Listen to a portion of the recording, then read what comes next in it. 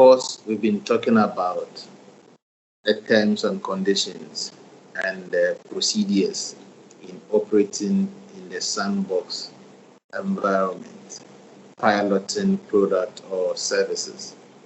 Now, when the piloting is done, is completed, and the results are known, what are some of the actions that can be taken by the supervisory authority based on the outcome of the pilot? These are important because these pilots took place in the first place to test the viability, the possibility of certain things. And so once the pilot is done, some conclusions need to be made and some decisions need to be taken. And so these could be quite significantly limited by the authority's legal powers, because there could be some findings that, even though appear favorable towards the positive development of the market, could be quite restricted or expressly prohibited by the legal framework. And so the legal framework is also an important consideration here. So the first step that could be taken in the post-pilot phase is authorization for rolling out an innovation. Of course, if the pilot was successful, the indications look good, and there is generally a good reason to roll it out, then authorization would have to be given for it to be rolled out. This could take the form of a partial authorization or a full-blown authorization, or, for example, authorization could be given for certain kinds of products to be rolled out in some part of the market or to certain segment of the market. Or it could be authorization to roll it out all over around the country.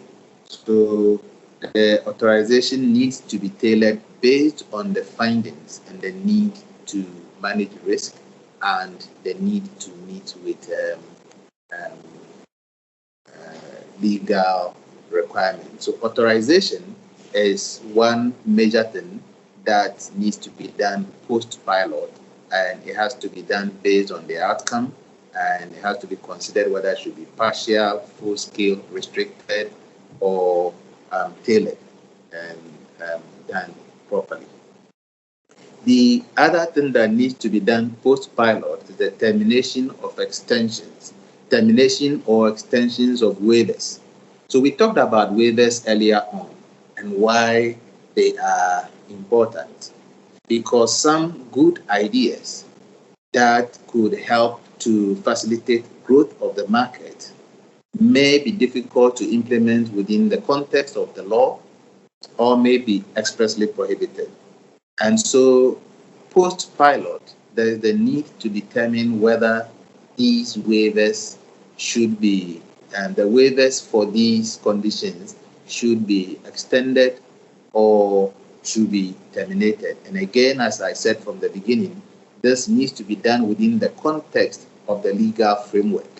And in some instances, this may require amending the legal framework to be able to extend some of these waivers, depending on the impact that they would have on the market.